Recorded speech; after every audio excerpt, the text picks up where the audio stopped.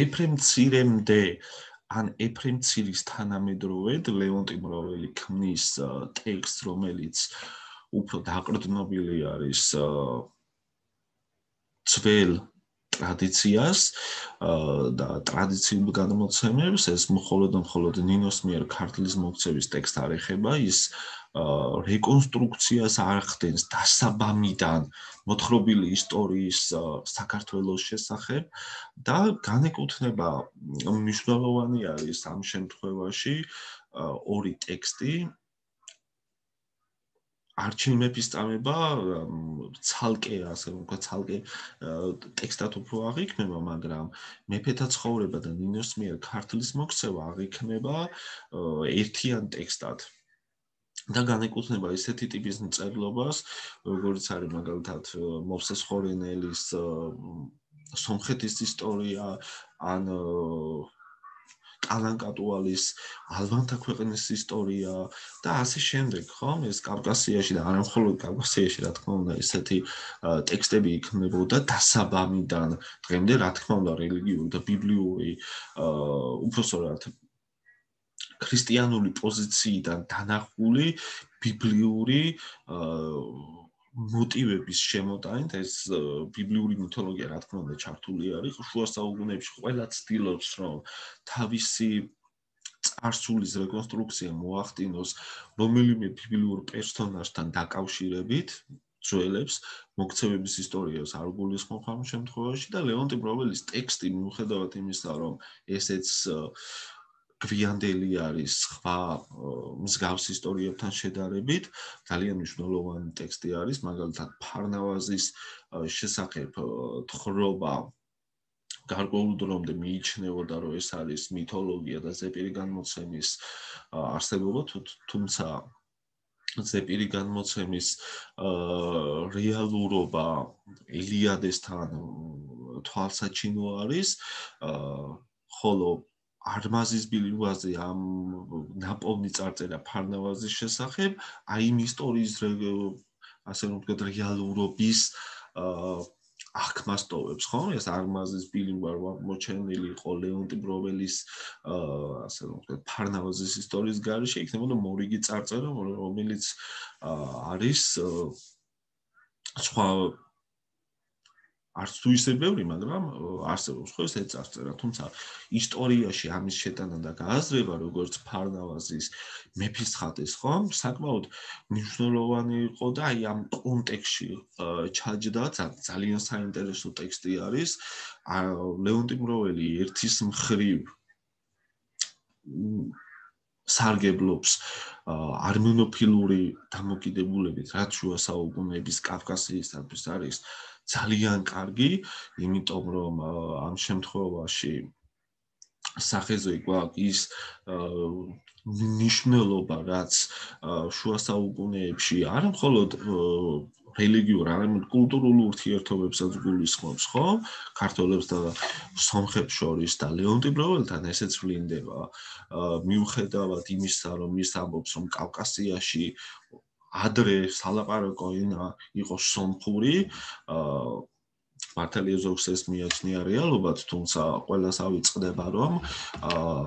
ეს არის მე-11 საუკუნის რეკონსტრუქციის მცდელობა და ეს არის ლეონტი მროველის აზრი, რომელიც მან მიიღო და ჩასვა თავის ისტორიულ ნარატივში, მაგრამ მთლიანობაში ეს ტექსტი ძალიან კონცეფციას აყალიბებს, მოკლედ ერთიანი საქართველოს იდეის და მისი მნიშვნელობის, რომ ის განეკუთვნება თუ შევადარებთ მერვე საუკუნეში დაწერილ ჯუანშერის ტექსტს, რომელიც სტეფან რაპმა მიიჩნია, რომ ეს მერვე საუკუნის ბოლო, ან თვითონ ძირითადი ხელნაწერი და ის დამატებები არის მე-11 საუკუნის, იქ ვარ ჩვენ ნებროთის გმირის შთამომავლები და ეს იდეა, რომ ჩვენ ყავს მაგალითად, როგორც ლეონტი მროველთან არის აღწერილი ეს პირდაპირ ბიბლიური წარმომავლობა არ გაგვაჩნია, რაღაც იქ ნებროთის იდეა მუშაობს, ლეონტისთან ეს მაგალითად არ არის გააზრებული. ჯუანშერის პერიოდში, მაგალითად მერვე საუკუნეში იქ მნიშვნელოვანი იყო არაბული მეხსიერება, რომელიც და ეს კულტი, ნებროთის კულტი, რომელსაც ნიმროდადაც მოიხსენიება, საკმაოდ მნიშვნელოვანი არის. ამის გააზრება უყოთ, რა თქმა უნდა, მეორე საუკუნეში, მაგრამ ლეონტისთან ეს უკვე არის, როგორ ვთქვა, ბიბლიურ კონცეფციაზე აგებული ისტორია, რომელსაც რა თქმა უნდა თავის საკრალური ხასიათი გააჩნია, ხო? იმიტომ რომ პირველად ხდება ამ შემთხვევაში ლეონტისთან კონცეპტუალურად დამუშავებული სისტემა ისტორიის გააზრების, ხო? და ისტორიის გააზრება ამ შემთხვევაში რაც გულისხმობ, რომ საკუთარი თავის გააზრებას ნიშნავს და ეს შესაბამისად თეოლოგიური კონცეფცია შუა საუკუნეებში უნდა დაკავშირებოდა ისტორიას, რომ ის ყოფილიყო რეგლამენტირებული, იმიტომ რომ თეოლოგიის გარეშე შუა საუკუნეების წარმოდგენა ძალიან ბანალური არის. რაც შეეხება ნინოს მიერ ქართლის მოქცევას, ლეონტი მროველი სარგებლობს მოქცევայի ქართლისა შატბერდული ვერსიით, რამდენიმე არსებითი ცვლილებაც შეაქვს მასში და თუ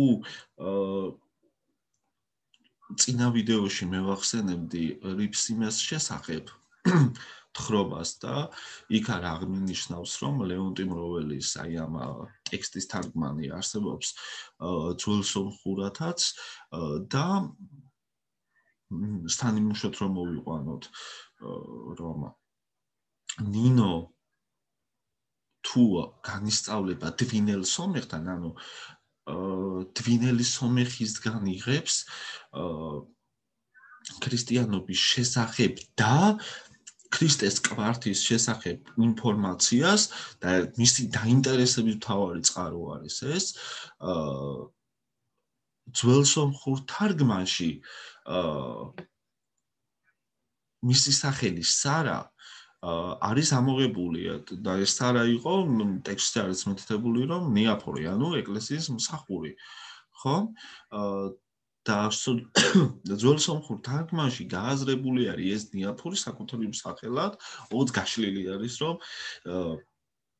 და ეს საკმაოდ კულტურულ ურთიერთობებზეც მიუთითებს და ინდივიდუალურად მიუთითებს აი ამ რელიგიური ფონის გათვალისწინებით ამ ყველაფრის ახმაზე, ნინოს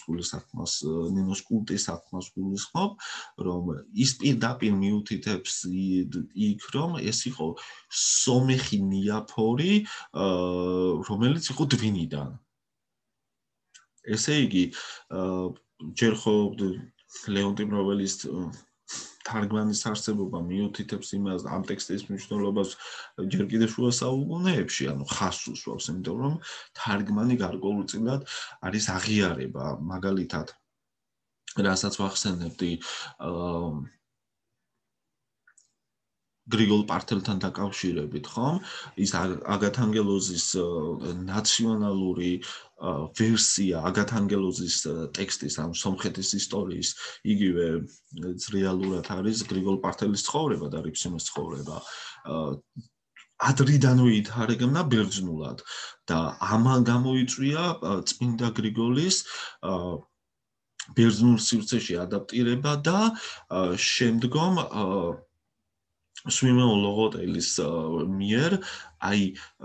მეტაფრაზის შექმნა, რომლიდანაც თარგმნა ჩვენ რა თქმა უნდა ბერძნული ვარიანტის და თარგმანი შუა საუკუნეებში კიდევ ერთხელ ხაზს უსვამს, რომ ნიშნავს ტექსტის აღიარებას. რა თქმა უნდა, უთარგმნელი ტექსტები თავისთავად მნიშვნელოვანი არის, მაგრამ ეს უფრო მეტად ხაზს უსვამს მის აქტუალურობას და მის მნიშვნელობას და ლეონტი მროველის ტექსტი ამ ხრივათაც მნიშვნელოვანი არის და ეს ტექსტი ლეონტი მროველის წარმოადგენს საბოლოო გარდამტეხ წერტილს წინა მეხსიერებები რაც იყო, მის გამოყოფას, კონცეპტუალურ დამუშავებას ნინოს ცხოვრების, რომელსაც მანამდე თან ერთვის ანდრიას მიერ საქართველოს პირველად აქ ფიქსირდება, რომ ნინოს გარდა საქართველოს მოქცევა, თუმცა ლეონტი მროველის ტექსტში ასევე გაპარული არის, რომ მანამდე არავის უქადაგია საქართველოში. ეს ჩემი აზრით ტექსტის ავტომატურ გადმოსვლას უნდა ნიშნავდეს და არანაირ ძველ დამატებას, ესეც ხშირად იყო ხოლმე საქართველოში და არა მხოლოდ რა თქმა უნდა საქართველოში და ლეონტი ბროველთან აი ფაქტობრივად იქნება შუა საუკუნეებისათვის დამახასიათებელი კონცეპტუალური წარმოდგენა, სამხედველობას ქმნის ერის, რაც ძალიან მნიშვნელოვანი არის ნინოს კულტის ფორმირების პროცესში. მადლობთ.